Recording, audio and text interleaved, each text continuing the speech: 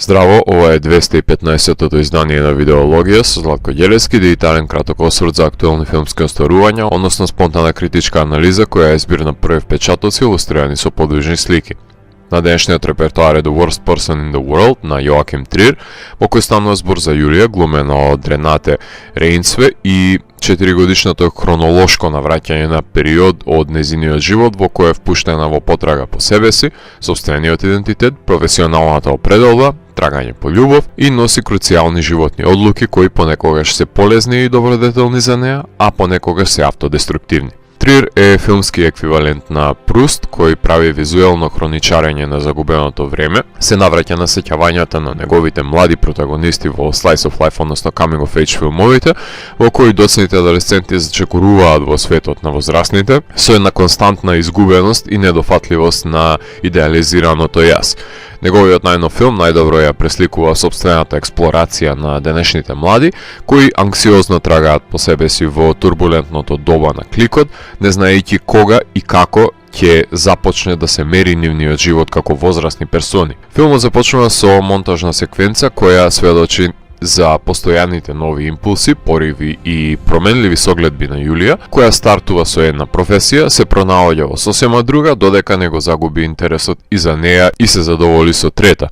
Однесување кое се пресликува и на незините љубови, што е елоквентно прикажување на брзиот живот во денешницата, бомбардирана со константен прилив на информации.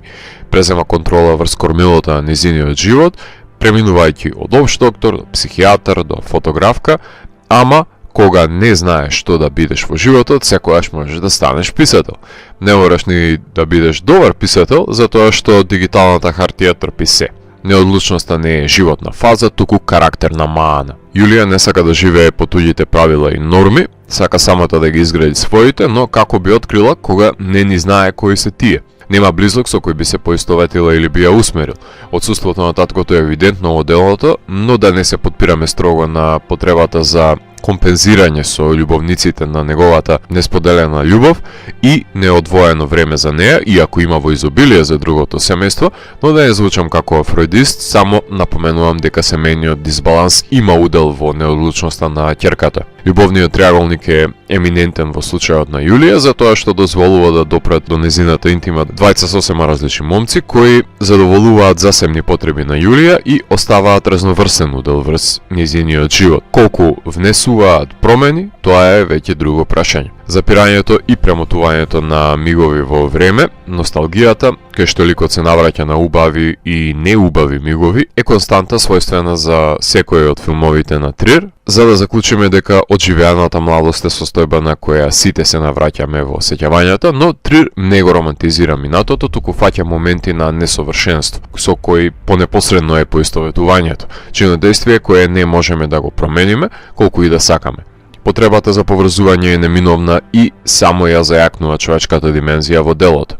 Стрипот го упе на еден од привремените дечковци, Аксел, е една норвешка интерпретација на Крамп, односно мачорот Фриц и неговите сексуални ескапади, но во филмуваната верзија ќе се создаде анимирана творба која ќе биде омекната до тој степен да изгледа на Чип и Дейл, констатација до која можам да дојдам гледајќи го Ice Age плакатот на неснимениот филм, што е уште еден коментар за политички коректната цензура на уникатни и радикални авторски дела.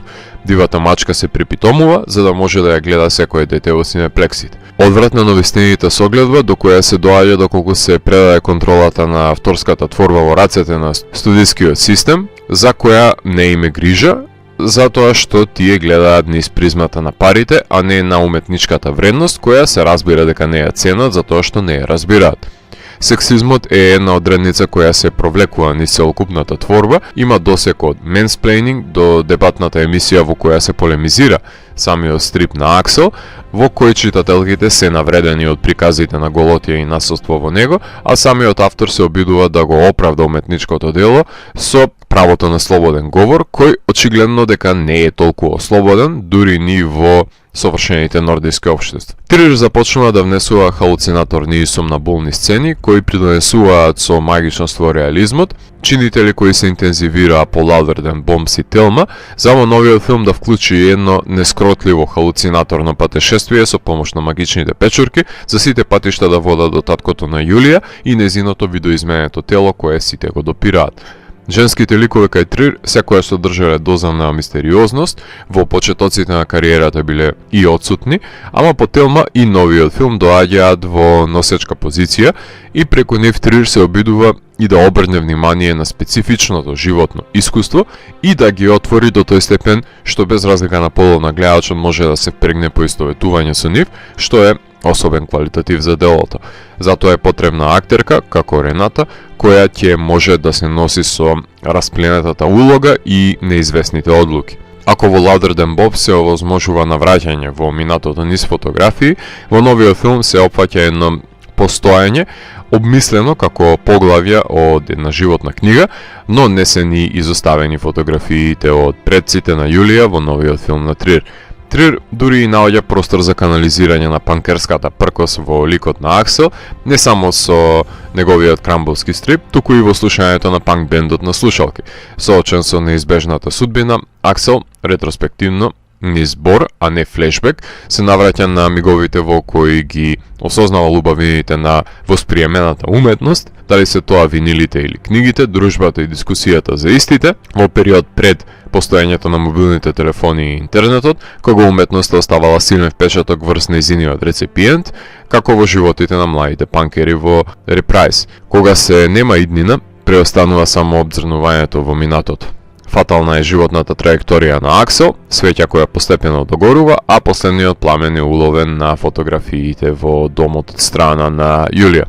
Постмодерното прекршување на метафилм е своевиден епилог кој ме подсети на Pain and Glory, кој сепак остава простор една од зацртаните професии на Јулија да биде применета, која пак е строго поврзана со процесот на овековечување на спомени и нивното константно навраќање.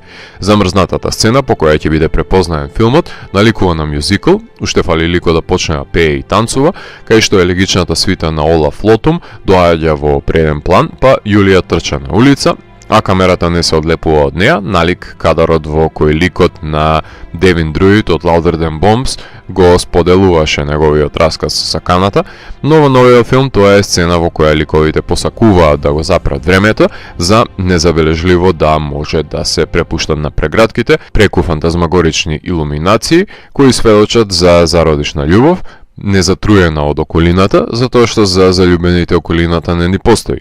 Оваа сцена е всушност отворување на согледбата на Јулија да го напушти нејзиниот дечко, но употребата на филмскиот јазик во оваа намена е исклучително решение. Штета што се изоставени спорите зумови, анемичното синило и колоритната стерилност од претходните филмови на Трир, но затоа пак ако сака кинематограферот Каспер Туксен да сними шат во успорена снимка, ќе има вдишување на дим во успорена снимка, откако ликовите ќе си ја споделат интимата, наводно без да бидат неверни.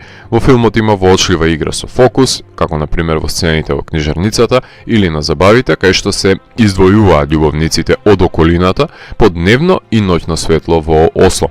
Збогатен е со диегетска музика за танцување, затоа што во филмот 2 сати секојаш има простор за танц. Молкот на самотните ликови го пратеше Трир со својата будна камера уште од Осло 31. август, а нема посамена девојка од Јулија на забавата на која како да не припаѓа, додека не си го најде истомисленикот.